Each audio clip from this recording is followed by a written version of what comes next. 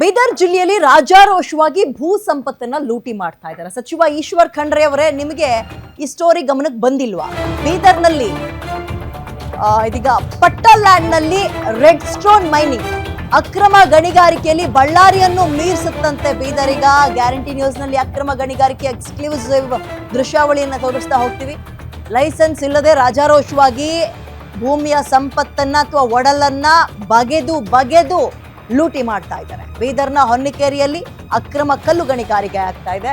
50 ಅಡಿ ಆಳ ಆಗದು ಕಲ್ಲು ಗಣಿಗಾರಿಕೆಯನ್ನು ನಡೆಸ್ತಾ ಇದ್ದಾರೆ ಲೂಟಿಕೋರರು. ಕೆಂಪು ಕಲ್ಲಿನೊಂದಿಗೆ ಕೆಂಪು ಮಣ್ಣು ಕೂಡ ಗಣಿಗಾರಿಕೆಯಲ್ಲಿ ಸಾಗಾಟ ಆಗ್ತಾ ಇದ್ದು ತೆಲಂಗಾಣದ ಗಡಿ ಹಂಚಿಕೊಂಡಿದೆ ಬೀದರ್.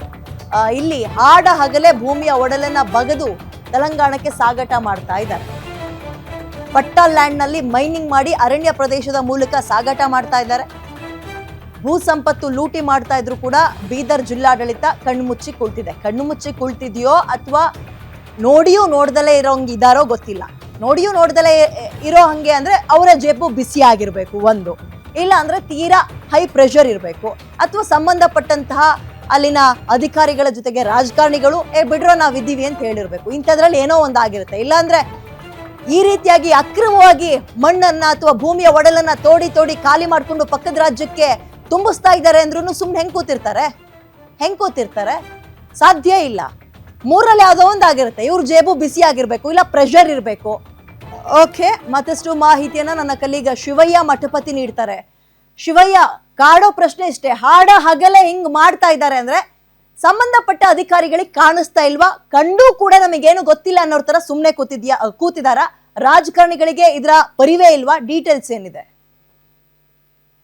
ನಿಜವಾಗ್ಲೂ ವಿಜಯ್, ಏನು ಬೀದರ್ ಜಿಲ್ಲೆಯಲ್ಲಿ ಹಾಡ ಹಗಲೇ ಅಕ್ರಮವಾಗಿ ಭೂ ಸಂಪತ್ತನ್ನ ಲೂಟಿ ಮಾಡ್ತಾ ಇದ್ದಾರೆ. ಪ್ರಮುಖವಾಗಿ ಬೀದರ್ ನಗರದ ಏನು ಹೊನ್ನಿಕೇರಿ ಅನ್ನೋ ಒಂದು ಗ್ರಾಮ ಇದೆ. ಆ ಗ್ರಾಮದಲ್ಲಿ ಸುಮಾರು 10 ರಿಂದ 15 ಒಂದು ಎಕರೆ ಪಟ್ಟ ಲ್ಯಾಂಡ್ ಇದೆ. ಆ ಲ್ಯಾಂಡ್ ಅಲ್ಲಿ ಅಕ್ರಮವಾಗಿ ಜೆಸಿಬಿ ಮತ್ತು ಹಿಟಾಚಿಯನ್ನ ಬಳಸಿ ಅನುಮತಿಯನ್ನ ಪಡೆಯದೆ ಭೂಮಿಯನ್ನ ಅಗಿತಾ ಇದ್ದಾರೆ. ಒಟ್ಟು 50 ಫೀಟ್ ಗಿಂತ ಅಗೆದು ಅದನ್ನ ಕಲ್ಲು ಗಣಿಗಾರಿಕೆಯನ್ನ ಮಾಡ್ತಾ ಇರುವಂತದ್ದು. ಪ್ರಮುಖವಾಗಿ ಈ ಒಂದು ಸ್ಥಳಕ್ಕೆ ಖುದ್ದು ನಾವೇ ಹೋದಂತ ಸಂದರ್ಭದಲ್ಲಿ ಅಧಿಕಾರಿಗಳ ಗಮನಕ್ಕೆ ತರುವ ಪ್ರಯತ್ನ ಮಾಡಿದ್ರೆ ಬೀದರ್ನ ಗಣಿ ಅಧಿಕಾರಿಗಳು ಯಾವುದೇ ರೀತಿ ಒಂದು ನಮ್ಮ ಕರೆಯನ್ನ ಸ್ವೀಕಾರ ಮಾಡಿಲ್ಲ. ಹೀಗಾಗಿ ಖುದ್ದು ನೇರವಾಗಿ ನಾವು ಬೀದರ್ನ ಜಿಲ್ಲಾ ಉಸ್ತುವಾರಿ ಸಚಿವರ ಈಶ್ವರ್ ಖಂಡ್ರೆ ಅವರ ಗಮನಕ್ಕೆ ತರುವ ಪ್ರಯತ್ನ ಕೂಡ ಮಾಡಿರುವಂತದ್ದು.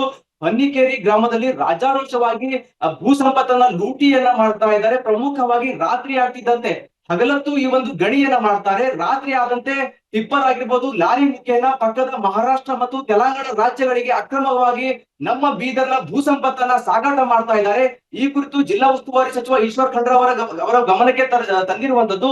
ಈಗ ಏನು ಸದ್ಯಕ್ಕೆ ಗಣಿ ಅಧಿಕಾರಿಗಳಿಗೆ ತನಿಖೆ ಮಾಡ್ಲಿಕ್ಕೆ, ಕ್ರಮ ಕೈಗೊಳ್ಳಿಕ್ಕೆ ಉಸ್ತುವಾರಿ ಸಚಿವರು ಈಶ್ವರ್ ಖಂಡ್ರೆ ಅವರು ಸೂಚನೆಯನ್ನ ನೀಡಿದ್ದಾರೆ ಅಂತ ಮಾಹಿತಿ ಇರುವಂತದ್ದು. ಆದ್ರೆ ಇದು ಕೇವಲ ಹೊನ್ನಿಕೇರಿ ಗ್ರಾಮಕ್ಕೆ ಸೀಮಿತ ಆಗಿದೆ. ಬೀದರ್ ಜಿಲ್ಲೆಯ ಎಲ್ಲಾ ಕಡೆ, ಪ್ರಮುಖವಾಗಿ ಬಸವ ಕಲ್ಯಾಣ ತಾಲೂಕಿನ ಮೋರ್ಖಂಡಿ ಗ್ರಾಮ ಆಗಿರ್ಬೋದು, ಜೊತೆಗೆ ಬಾಲ್ಕಿ ಆ ಕಡೆಯಿಂದ ಮಾಂಜ್ರಾ ನದಿಯ ಅಕ್ಕಪಕ್ಕದಲ್ಲಿರುವಂತಹ ಗ್ರಾಮಗಳಲ್ಲಿ ಮಾಂಜ್ರಾ ನದಿಯ ಮಣ್ಣು ಕೂಡ ತೆಗೆದುಕೊಂಡು ಹೋಗ್ತಾ ಇದ್ದಾರೆ. ಯಾವುದೇ ರೀತಿ ಒಂದು ಕಾನೂನಿನ ಭಯವಿಲ್ಲದೆ ಬೀದರ್ ಜಿಲ್ಲೆಯಲ್ಲಿ ಬಳ್ಳಾರಿಗೂ ಮೀರಿಸುವಂತೆ ಸಾಕಷ್ಟು ಒಂದು ಅಕ್ರಮವಾಗಿ ಗಣಿ ನಡೀತಾ ಇದೆ. ಕೇವಲ ಇದು ಕೆಂಪು ಗಣಿ ಮಾತ್ರವಲ್ಲದೆ ಹೊನ್ನಿಕೇರಿ ಗ್ರಾಮದಲ್ಲಿ ಅದು ಏನು ಅರಣ್ಯ ಪ್ರದೇಶದ ಒಂದು 200 ಮೀಟರ್ ದೂರದ ಅಂತರದಲ್ಲಿಯೇ ಮಣ್ಣು ಗಣಿಗಾರಿಕೆ ನಡೀತಾ ಇದೆ. ಆದ್ರೆ ಯಾರೊಬ್ಬರು ಅಧಿಕಾರಿಗಳಾಗಿರ್ಬೋದು, ಜಿಲ್ಲಾಡಳಿತ ಆಗಿರ್ಬೋದು, ಈ ಒಂದು ಅಕ್ರಮ ಗಣಿಗಾರಿಕೆ ತಡೆಯುವ ಪ್ರಯತ್ನ ಮಾಡ್ತಿಲ್ಲ ಅನ್ನೋ ವಿಚಾರಗಳನ್ನ ಈಗಾಗಲೇ ನಾವು ಈ ಹಿಂದೆ ವರದಿಯನ್ನು ಪ್ರಸಾರ ಮಾಡಿರುವಂತದ್ದು.